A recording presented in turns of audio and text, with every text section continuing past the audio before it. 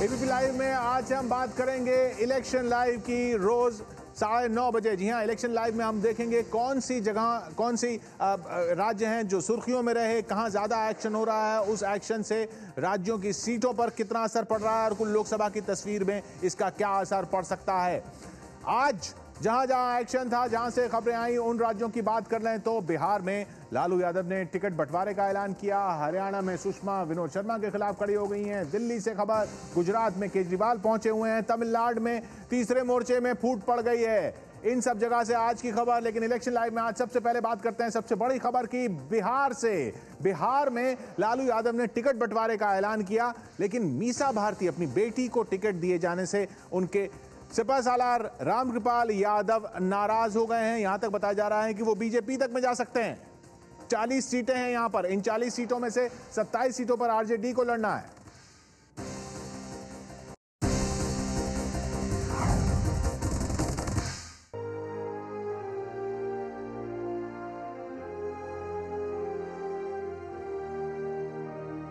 पाटलिपुत्र में श्रीमती मीसा भारती, ये मेरी बड़ी पुत्री है। मैंने दुस्साहस किया है बेटी को भी राजनीति में लोगों के डिमांड पर लाने का। इस ऐलान के साथ ही साफ हो गया कि लालू यादव खुद चुनाव लड़ें या ना लड़ें, पर ना तो उनका दखल कम हुआ है और ना ही उनके परिवार का। लालू ने 27 में से जिन 24 उम्मीदवारों के नाम का ऐलान किया है, उनमें पत्नी राबड़ी देवी को सारण सीट से टिकट दिया गया है। पाटलिपुत्र सीट से बेटी मीसा को टिकट दिया गया है। मीसा का जन्म उस वक्त हुआ था जब लालू इमरजेंसी के आंदोलन में जेल में बंद थे। जिस कानून के तहत लालू जेल गए थे, उसी के नाम पर पहली बेटी का नाम रखा गया। अब 39 साल की मीसा विरासत को कितना संभालती हैं, ये तो बाद में पता चलेगा, पर फिलहाल तो मीसा के नाम के ऐलान से फूट पड़ गई है। पाटलिपुत्र वो सीट है जहां से आरजेडी महासचिव रामकृपाल यादव चुनाव लड़ते थे। रामकृपाल यादव नाराज हैं और माना जा रहा है कि वो पार्टी भी छोड़ सकते हैं। इस फूट को बीजेपी के पक्ष में माना जा रहा है। फूट सिर्फ आरजेडी में नहीं है, जेडीयू छोड़कर आने वाले भगवान सिंह कुशवाहा को लालू ने आरा से टिकट दिया है। 24 घोषित उम्मीदवारों में 8 यादव, 5 मुस्लिम, 5 कोयरी हैं, तो लालू ने 5 सवर्ण उम्मीदवार भी उतारे हैं। एक दलित उम्मीदवार को भी टिकट मिला है। 5 मार्च को ही कांग्रेस आरजेडी के समझौते का ऐलान हुआ था। इसके तहत आरजेडी को 27, कांग्रेस को 12 और एनसीपी को 1 सीट मिली है। बिहार में कुल 40 सीटों के लिए घमासान होना है। पिछले लोकसभा चुनाव में जेडीयू को 20 सीट मिली थी, जबकि बीजेपी को 12 सीट। दिलचस्प बात यह है कि आरजेडी का वोट प्रतिशत करीब 19 होने के बाद भी उसे सिर्फ 4 सीट मिली थी। विधानसभा चुनावों में भी आरजेडी बिना गठबंधन के लड़ी थी और उसे करीब 19% वोट मिले थे। कांग्रेस राज्य में बुरी हालत में भी 9-10% वोट हासिल कर लेती है। ये बड़ा फर्क साबित हो सकता है। लोकसभा में कांग्रेस और आरजेडी ने हाथ मिलाया है, वहीं जेडीयू और बीजेपी का गठबंधन टूट चुका है। पासवान लालू से छिटककर बीजेपी के पाले में चले गए हैं। वहीं आरजेडी के विधायक दल में भी टूट हुई है। जगह जगह घूमकर बिहार के मुख्यमंत्री नीतीश कुमार वोट मांग रहे हैं और खुद को मोदी और राहुल से बेहतर बता रहे हैं।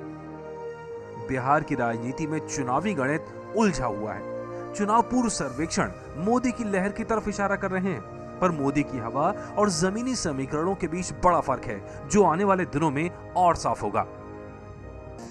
ये बात सबसे अहम इसलिए क्योंकि ये 40 सीटों की बात है। 543 में से 40 बिहार ने तय करनी है। अब बात जो दूसरी खबर आई वो दिल्ली से। दिल्ली में 7 सीटें हैं। 7 सीटें बहुत अहम इसलिए क्योंकि ये पिछली बार 7 सीटें यूपीए को गई थी, कांग्रेस को गई थी। इस बार यहां क्या हो सकता है, क्योंकि आम आदमी पार्टी भी खेल में है और खेल क्या चल रहा है दिल्ली में आप सब देख रहे हैं। वो आम आदमी पार्टी वर्सेस बीजेपी लग रहा है।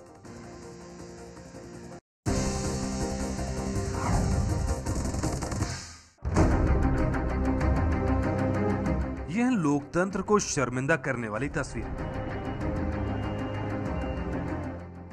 5 मार्च को बीजेपी दफ्तर के बाहर आम आदमी पार्टी और भारतीय जनता पार्टी कार्यकर्ताओं में भिड़ंत हुई। देश में 2014 लोकसभा चुनावों के ऐलान के दिन ही ये हंगामा देखने को मिला। हंगामे की वजह थी गुजरात में अरविंद केजरीवाल को रोका जाना। इसके बाद बवाल इस कदर बढ़ा कि मामला पुलिस तक पहुंच गया। आम आदमी पार्टी के नेता आशुतोष और शाजिया इल्मी को पुलिस अपने साथ ले गई पूछताछ करने के लिए। एफआईआर में ये बोला है कि प्रोफेसर आनंद कुमार, आशुतोष और शाजिया भड़काऊ भाषण दे रहे थे, लोगों को उकसा रहे थे कि तुम लोग हमला करो। अरे भाई, ये तो सारा कुछ टीवी पर कैद है। इतने सारे टेलीविजन कैमरास थे, ऐसी ऐसी झूठी बातें कह देते हैं। सवाल ये खड़ा हुआ कि गुजरात में रोके जाने का हंगामा दिल्ली में क्यों हुआ। इन लोगों को कोर्ट ने सही सवाल पूछा कि आप वहां बीजेपी हेडक्वार्टर्स करने क्या गए, आपको क्या प्रोवोकेशन थी। सवाल उठता है कि आपको अगर किसी एक पॉलिटिकल पार्टी के खिलाफ आपको प्रॉब्लम है तो आप इलेक्शन कमीशन में जाएं, ना कि उनके हेडक्वार्टर्स में जाएं। और आचार संहिता लगने के बाद भी एक पार्टी कार्यालय पर उग्र प्रदर्शन करना, मैं उसको हिंसात्मक नहीं कहूँगा लेकिन उग्र कहूँगा कि जिस हिसाब से गेट पे धक्का देना, गेट पे कार्यालय में घुसने का प्रयास करना, कहीं ना कहीं मुझे लगता है कि आप पार्टी इसको माइलेज लेना चाहती थी ताकि मीडिया के सामने एक प्रोजेक्शन हो कि हमारे पे बहुत अन्याय हुआ और हम लड़ रहे हैं। दिल्ली आम आदमी पार्टी का गढ़ है। पूरे देश में आम आदमी पार्टी को अभी अपने आप को साबित करना बाकी है, लेकिन दिल्ली में आप अपनी ताकत विधानसभा चुनावों में साबित कर चुकी है। विधानसभा चुनावों में आम आदमी पार्टी को 28 सीटें मिली थी, जबकि बीजेपी ने 32 सीटें हासिल की थी। 28 एमएलए के सारे अरविंद केजरीवाल ने 49 दिन तक दिल्ली का शासन भी संभाला, लेकिन फिर बाद में गद्दी छोड़ दी। आम आदमी पार्टी के पास विरोध जताने के लिए दिल्ली से बेहतर दूसरी जगह नहीं हो सकती, जहां उसका जन आधार है। कहा जा रहा है कि दिल्ली में प्रदर्शन के जरिए आम आदमी पार्टी पूरे देश में फायदा उठाना चाह रही थी। देखिए, जिस तरह से ये घटना हुई है और जिस तरह की मारापीटी हुई है और कार्रवाई के नाम पे एक तरफा आपके खिलाफ कार्रवाई हो रही है और आपके लोग जिस तरह से पिटे हैं, रात जिस तरह से जेल में गुजारा, औरतों के साथ कैदी होने पे जिस तरह का बर्ताव हुआ, वो बातें प्रचारित हों तो आपको लाभ हो सकता है। दिल्ली में लोकसभा की 7 सीटें हैं। ये 7 सीटें पिछले लोकसभा चुनाव में कांग्रेस के पास थीं। विधानसभा चुनाव में कांग्रेस की हार के बाद अंदाजा लगाया जा रहा है कि कांग्रेस को आने वाले चुनावों में नुकसान उठाना पड़ सकता है। अब सवाल ये है कि क्या दिल्ली में हुआ हंगामा आपको मदद करेगा? ये 7 सीटें हैं जहां पर ये खेल चल रहा है। अब बात करते हैं हरियाणा की। वहां पर भी आम आदमी पार्टी का दखल है। हरियाणा की बात इसलिए अहम क्योंकि मौजूदा स्थिति जो 10 सीटों की है, वहां पर 10 सीटें हैं। 10 सीटों की मौजूदा स्थिति यह है कि 9 कांग्रेस के पास हैं, 9 कांग्रेस के पास हैं और एक हरियाणा जनहित कांग्रेस के पास है, कुलदीप बिश्नोई वाली सीट। अब यहां पर स्थिति यह है कि विनोद शर्मा जो खास सहयोगी बताए जाते हैं भूपेंद्र सिंह हुड्डा के, विनोद शर्मा बीजेपी में जाना चाह रहे थे, वो उस बात को विराम लगा। अब खबर ये आई कि वो हरियाणा जनहित कांग्रेस से जुड़ सकते हैं। विनोद शर्मा मनु शर्मा के पिता हैं। ये उनके हरियाणा जनहित कांग्रेस से जुड़ने पर भी बीजेपी ने एतराज जताया। बीजेपी ने नहीं बल्कि सुषमा स्वराज ने एतराज जताया कि उनकी सहयोगी पार्टी में विनोद शर्मा जुड़ रहे हैं। तो फिर क्या होगा? क्या वो जुड़ पाएंगे? क्या वो समीकरण इस तरह से बैठ पाएंगे कि हरियाणा जनहित कांग्रेस को उनके जुड़ने से फायदा हो? क्या सुषमा स्वराज का कहना कि उससे नुकसान होगा? और आम आदमी पार्टी कहां-कहां असर डाल सकती है? इसलिए ये 10 सीटें काफी अहम हो जाती हैं।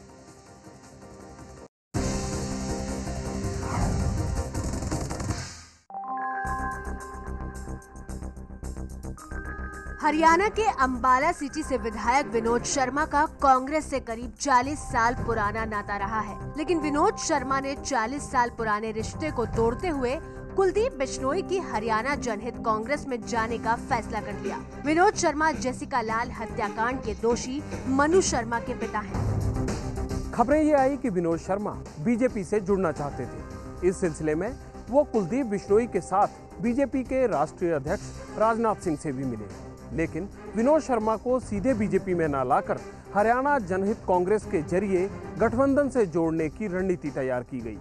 साल 2011 में बीजेपी और हरियाणा जनहित कांग्रेस का गठबंधन हुआ था।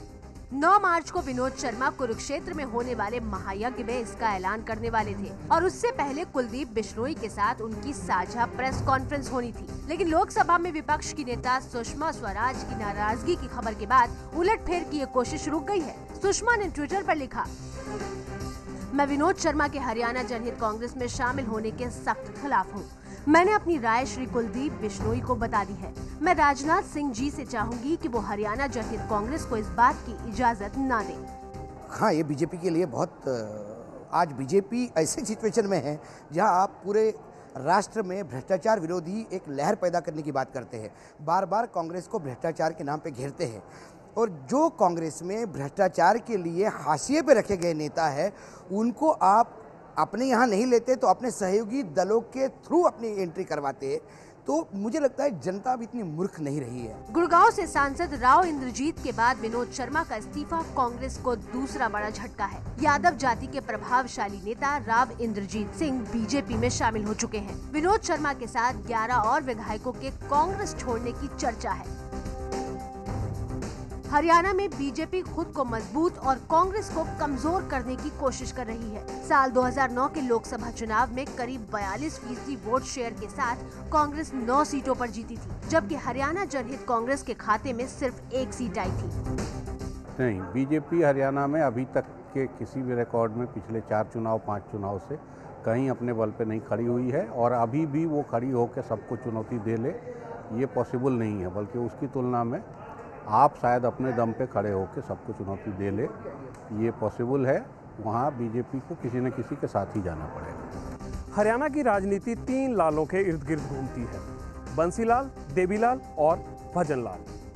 बंसीलाल 3 बार हरियाणा के मुख्यमंत्री रहे, लेकिन अब उनकी राजनीतिक विरासत का कोई नाम लेवा नहीं है। देवीलाल के बेटे ओम प्रकाश चौटाला टीचर भर्ती घोटाले के मामले में सजा होने के बाद जेल में बंद है। कुलदीप बिश्नोई भजनलाल के बेटे हैं। बीजेपी भजनलाल की बनाई हरियाणा जनहित कांग्रेस के सहारे हरियाणा में मजबूती से कदम रखना चाहती है। कांग्रेस बहुत मजबूत स्थिति में दिखाई नहीं दे रही। वहीं आम आदमी पार्टी कांग्रेस का किला भेद कर हरियाणा में सीटें हासिल करने की जुगत में है। 10 सीटें हैं हरियाणा में। उधर बहुत दिलचस्प खेल चल रहा है 39 सीटों वाले तमिलनाडु में। तमिलनाडु में 39 सीटें हैं। वहां जयललिता क्या चाहती हैं? 39 क्या 40 मानिए, क्योंकि एक सीट पौंडीचेरी की भी तमिलनाडु की राजनीति से ही प्रभावित होती है। तो पुदुचेरी की वो सीट और तमिलनाडु की 39 सीटों में अभी स्थिति क्या है वो देख लीजिए।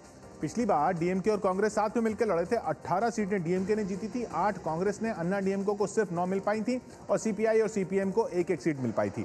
अब यहां पर तीसरे मोर्चे का गठन हुआ, अन्ना डीएमके और लेफ्ट का समझौता हुआ, लेकिन वो समझौता टूट गया है। अन्ना डीएमके ने, जयललिता ने लेफ्ट को वो सीटें शायद नहीं दी जितनी वो चाह रहे थे या जौन सी वो चाह रहे थे।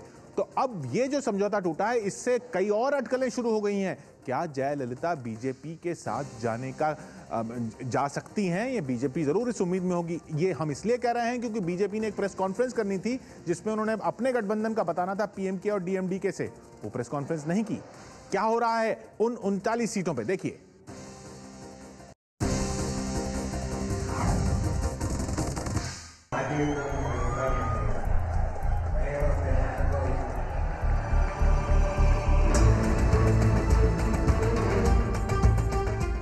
तमिलनाडु में 4 पार्टियां 4 अलग अलग मोर्चों पर राज्य की 39 सीटों पर कब्जा करने की रणनीति बना रही हैं। सबसे पहले बात AIADMK की।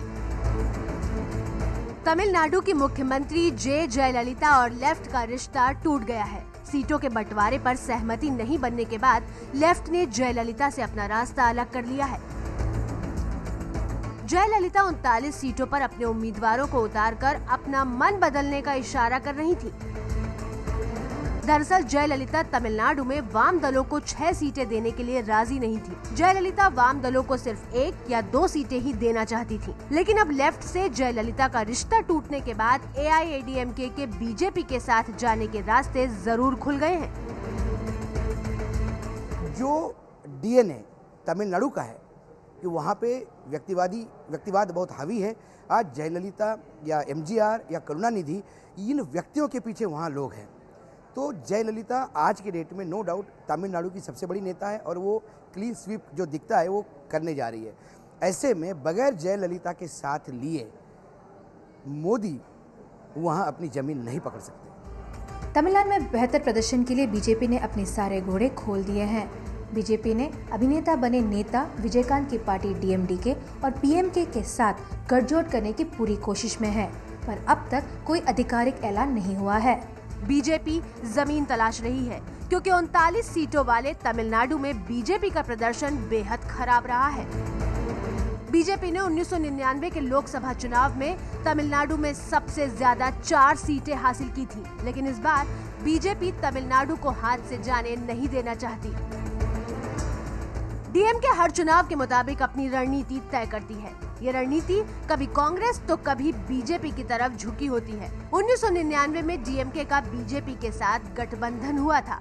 डीएमके को 12 सीटें और बीजेपी को 4 सीटें मिली थी। 2004 के चुनाव में डीएमके को 16 सीटें मिली थी और 2009 में डीएमके 25% वोट शेयर के साथ 18 सीटें जीतने में कामयाब हुई थी। इसलिए ये 40 सीटें 39 सीटें तमिलनाडु की बहुत अहम हैं।